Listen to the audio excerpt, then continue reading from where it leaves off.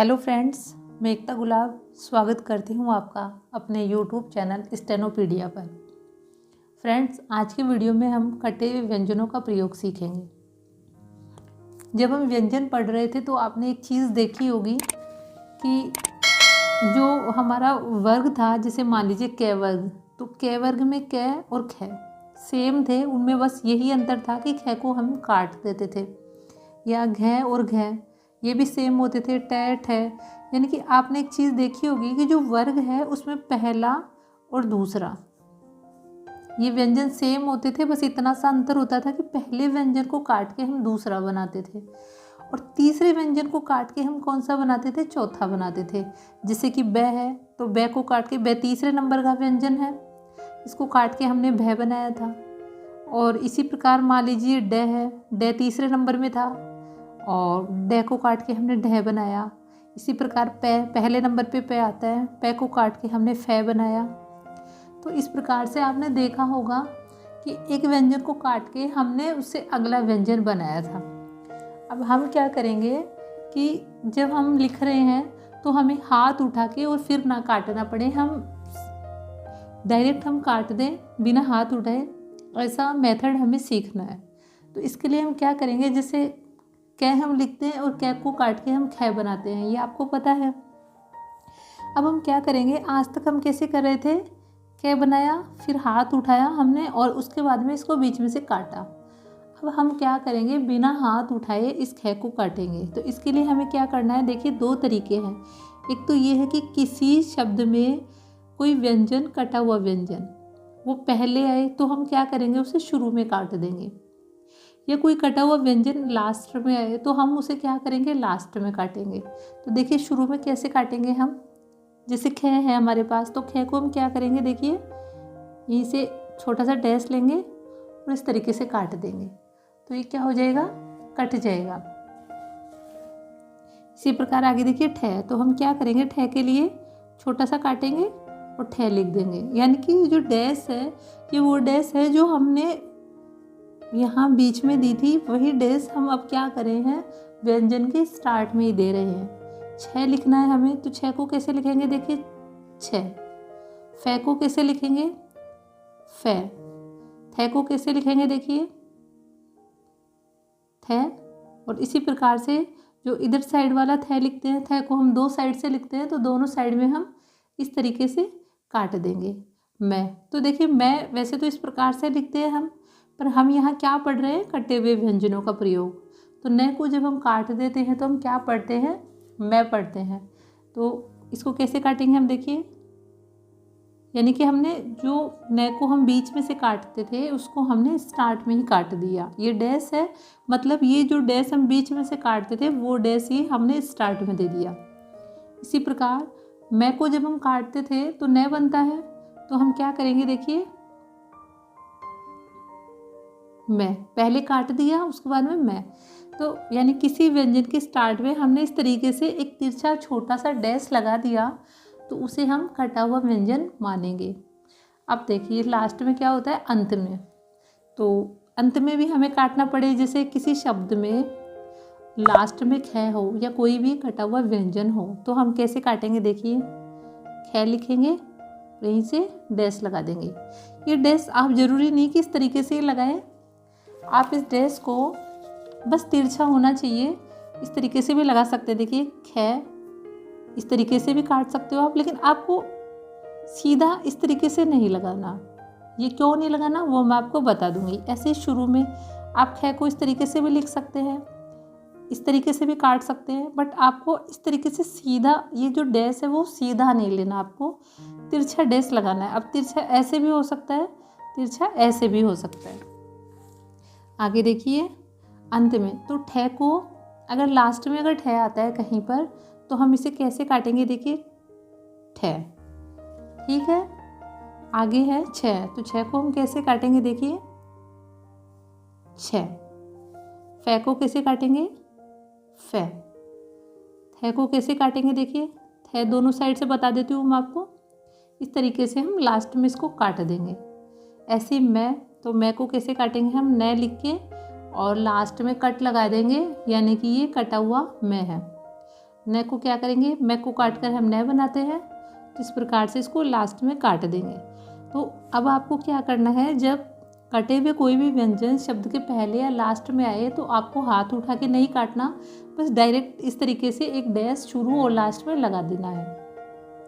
अब शब्द में प्रयोग करके देखते हैं हम। जैसे मान लीजिए खर है, अब खर को हम क्या करेंगे, देखिए खर को हम पहले तो ऐसे लिखते थे, इस तरीके से लिखते थे रे का आंकड़ा लगा के। अभी क्या करेंगे, जब कोई आंकड़ा जब आता है, हुक जब आता है, ये रे का हुक आ गया, अब हम इसको कहाँ से काटेंगे, क्योंकि स्टार्ट में है ख, अगर लास्ट में होता तो हम यहाँ काट देते, लेकिन ख कहाँ पर है, रे से पहले है। तो हम क्या करेंगे, यहीं पर यानी कि हम पहले काटेंगे और फिर हुक लगाएंगे रे का और फिर ख बनाएंगे। यानी ये जो डैश है इसका मतलब ये है कि ये डैश कहाँ लगा हुआ है, कै पे लगा हुआ है, यानी ये कै कटा हुआ है। तो इसी तरह से हम लिखेंगे, देखिए खर, ये कर है और यहाँ पे हमने काट दिया इसको पहले ही, तो ये बन गया खर। इसी तरीके से देखिए ठर, तो ठर को हम कैसे बनाते थे पहले, इस तरीके से। अब हम क्या करेंगे, ये ठर है और इसको हमें क्या करना है, शुरू में ही काटना है, क्योंकि ठह कहाँ पर है, शब्द से पहले है। तो हम इसको इस तरीके से काटेंगे, डैश लगाया और टर लिख दिया। ये डैश का मतलब है कि ये ट कटा हुआ है, तो हम इस तरीके से बनाएंगे ठर। आगे देखिए छर, तो हम क्या करेंगे, छर, चर लिखेंगे, उससे पहले स्टार्ट में हमने डैश लगा दिया। तो इस प्रकार से हमेशा आपको ये ध्यान में रखना है कि आपको हाथ नहीं उठाना, आपको पहले ही कट लगा देना है, और अगर पहले हुक है तो उस हुक से पहले हम कट लगा देंगे। अब फर बनाएंगे, तो देखिए फे रे फर, थर, थर को कैसे बनाएंगे, देखिए यहीं से हम कट लगाएंगे और थे में आंकड़ा लगा देंगे। और इसी प्रकार अगर हमें इधर वाला थे लेना है तो हम इस तरीके से लिख देंगे, यानी थे को हमने कहाँ काट दिया, हुक से पहले। नर, तो नर को कैसे काटना है, आप देखिए हमें यहाँ पे कौन से नय का यूज करना है, कटे हुए नय का। तो ऐसे तो लिखने को देखिए हम नर को आसानी से ऐसे लिख देंगे, न में वे का आंकड़ा लगा देंगे, लेकिन हमें इस लेसन में क्या सीखना है, कटे हुए जो व्यंजन है उनका यूज सीखना है। तो हमें इस नय का यूज करना है। तो इस वाली मैं को हम कैसे लिखेंगे, कट लगा देंगे पहले हम यहीं पे, और यहीं से कट लगाया तो मैं का क्या हो गया, न बन गया। तो हम इस तरीके से लिखेंगे, देखिए नर, ये मर लिखा हुआ है लेकिन इसको हमने पहले काट दिया, तो मैं को काटा तो क्या बन गया, नर बन गया। इसी तरीके से हमें लिखना है मर, तो हमें कटे हुए न का प्रयोग करना है।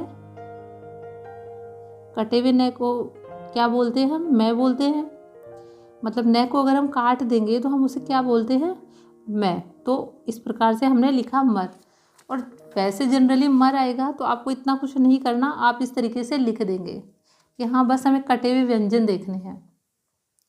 आगे देखिए खन, अब इसमें क्या है, हुक लगा हुआ है न का, लेकिन कहाँ लगा हुआ है, लास्ट में। तो हम क्या करेंगे, खन को इस तरीके से लिखना था हमें, अब यहीं से हम क्या करेंगे, कै को यहाँ काट देंगे लास्ट में, यानी हुक के बाद में हमें कट लगा देंगे। तो इस कट को हम ये समझेंगे कि ये जो कै है वो कटा हुआ है, यानी कि ये ख है, ख न खन। आगे शब्द है हमारे पास ठन, तो देखिए ठ न का हुक लगा दिया तो टन लिखा हुआ है, और यहीं से हमने ट को काट दिया, ठन। छन, छ न, छ के लिए इसको काट दिया हमने, फन, फन, और यहाँ से हमने इसको काट दिया। इसी प्रकार से थन लिखेंगे, थ न, ये काट दिया हमने, इस तरीके से इधर भी हम काट देंगे थन। आगे शब्द है हमारे पास मन, तो नन, तो नन को हम कैसे लिखेंगे, देखिए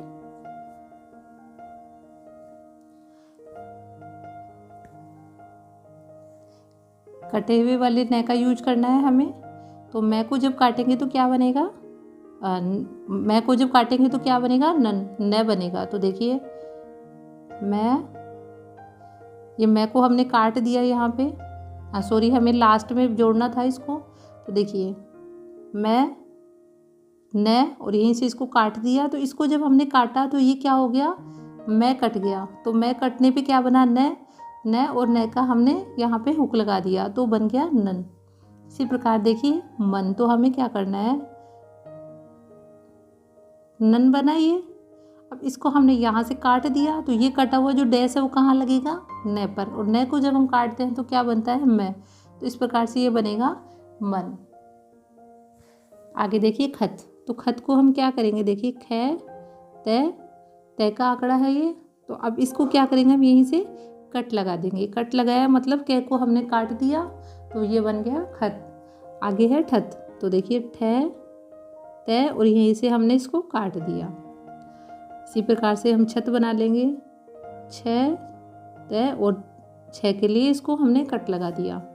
फत, फ तय और ये हमने काट दिया।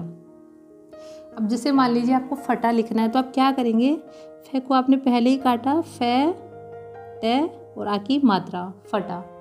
इसी प्रकार आपको मान लीजिए इम्तिहान लिखना है तो आप क्या करेंगे, देखिए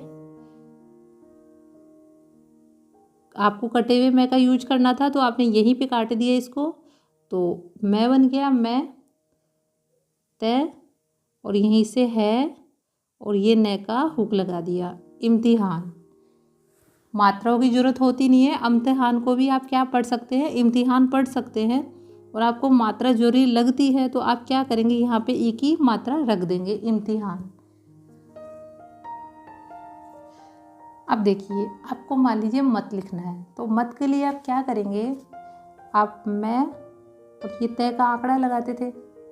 हाँ, जब हम देखिए ये मन लिखना है हमें तो हम इस तरीके से लिखेंगे, न का हुक लगाएंगे और यही हुक जब वक्र रेखा में तय का लगाना होता है तो हम क्या करते हैं, इसको इस तरीके से डैश लगाते हैं।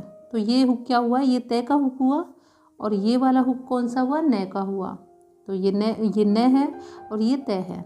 अब यहाँ पे हम क्या करेंगे, अगर मान लीजिए कि अब इसमें क्या अंतर करेंगे हम, हमें कैसे पता चलेगा कि ये कटा हुआ न है, यानी कि ये न है, क्योंकि मैं को हम काटेंगे तो क्या बनता है, न बनता है। अब हमें ये कैसे पता चले कि ये मत लिखा हुआ है या मन लिखा हुआ है, तो उसके लिए हम क्या करेंगे, देखिए अगर ये सीधा डैश है तो इसका मतलब क्या हुआ कि ये तय का आंकड़ा है, और अगर ये तिरछा डैश है इसका मतलब है कि ये मैं कटा हुआ है। इस प्रकार आपको पता करना है। तो अब हम जैसे मत लिखेंगे तो मत हम कैसे लिखेंगे, देखिए मैं और हमने तय का हुक दे दिया। इसी प्रकार न लिखना है हमें तो देखिए न और यहीं से हमने तय का हुक दे दिया।